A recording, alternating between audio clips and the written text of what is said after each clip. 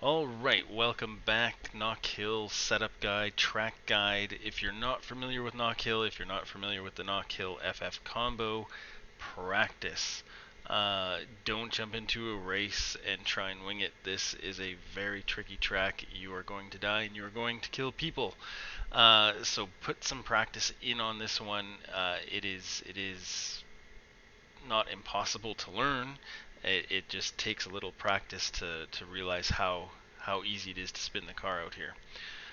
So a lot of changes from the iRacing setup. Uh, Ride height is lowered.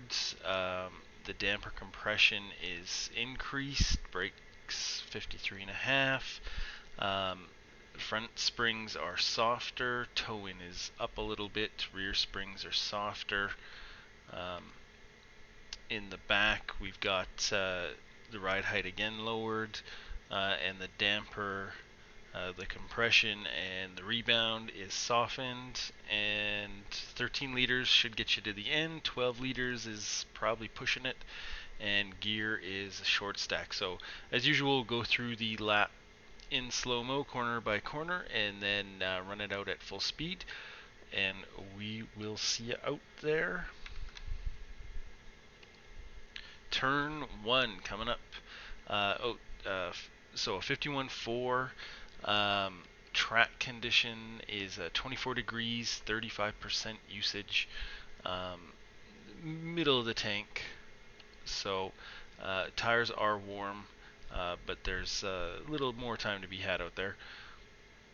Coming into turn 1.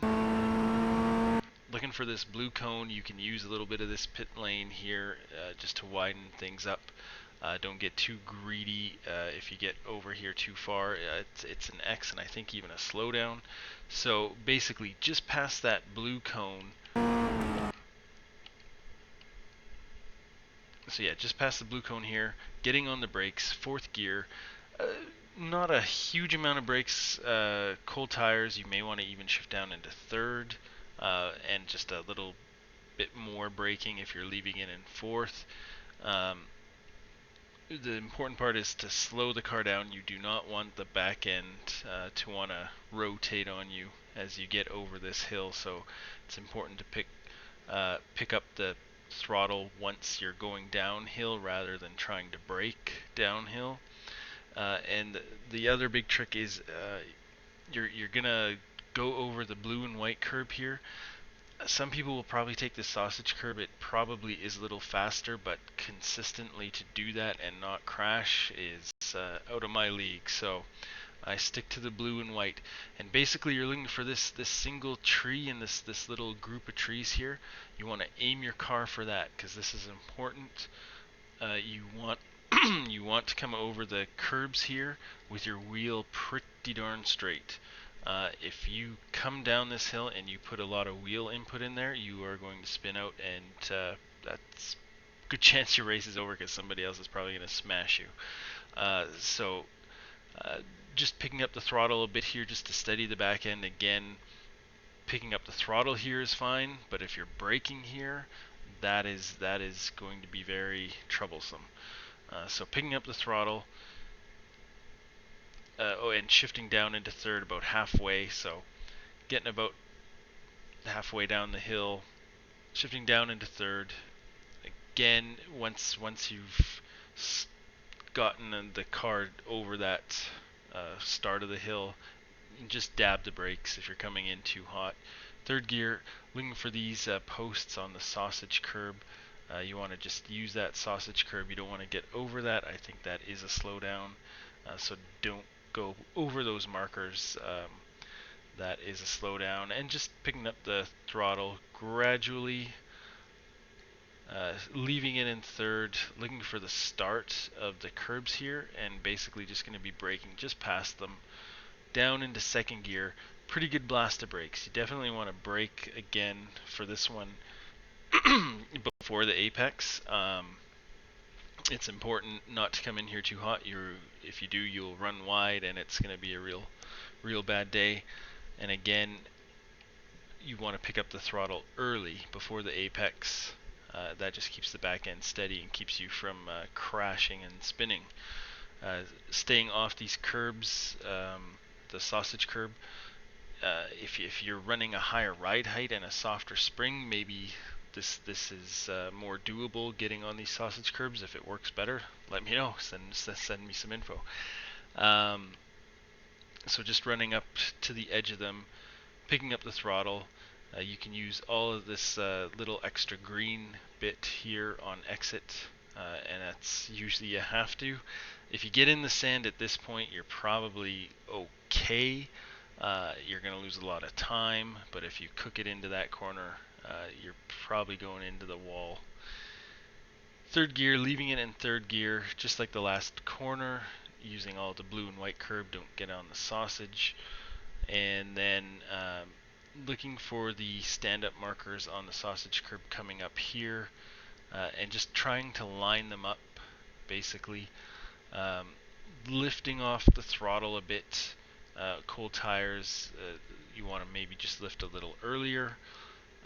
Lining these up, and you're looking for the second stake, and turning in at the second stake, and then just picking up the throttle a bit just to keep the car a little balanced. And so you're getting onto this sausage curb here a bit. It's not going to disrupt you too much. And then you're getting onto the second sausage curb here as well. It is going to bounce your car a bit. On cold tires, you probably don't want to be on throttle or very minimal. But once the tires are warm, just keeping some throttle on, that kind of helps balance the car as you get all four tires back on the pavement. Shifting up into fourth, you can use all this green stuff on exit. Just make sure you're back on the pavement before the end of the curbs. Coming up to the next curb here, fourth gear, getting on the brakes at the start of the curb, shifting down into third. Not heavy on the brakes. Even on cold tires, it's not a heavy braking zone, and basically you can brake later. The problem is, or what I prefer, is to brake a little earlier and pick up the throttle earlier. This is leading on to the straight, and so the earlier on that throttle, the better.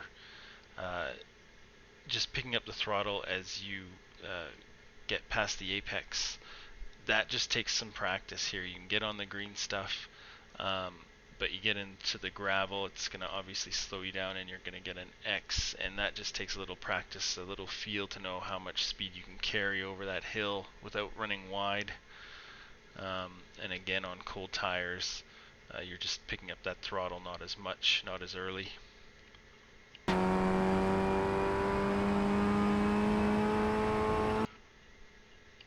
So, looking for the start of the sand and the curb. So basically, depending on your brakes, you're gonna want to brake somewhere in the middle, approximately. You can use this Marshall station as a marker. I'm braking a little bit before the Marshall station. Pretty hard on the brakes. Again, you can brake later, but you also risk running wide, and wide is not faster here. But if you're trying to pass someone, maybe that's something that's you're going to have to do. So yeah, you can run wide up here. It will give you a better run down the next straight, but it overall is going to cost you some time. The important part is we've braked pretty hard in here, first gear. Once you get climbing up this hill, this is actually a pretty steep hill, and there's camber going on, and basically you want to get off the brakes and very, very gently on the throttle.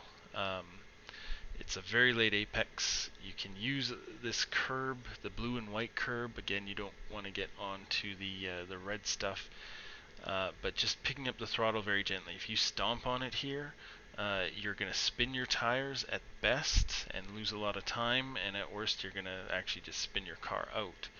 So very gently picking up the throttle. Once the wheel gets a little straighter and you're back all four tires on pavement, then getting back to full power and running it to the finish line.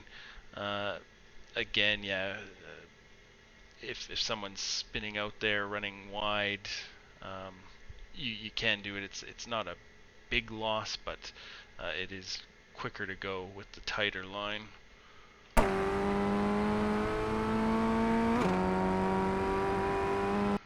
So yeah, 51.4. Don't spin out, try not to get smashed, and you probably will have a decent finish out here. So good luck, we'll see you on track, we'll see you next time.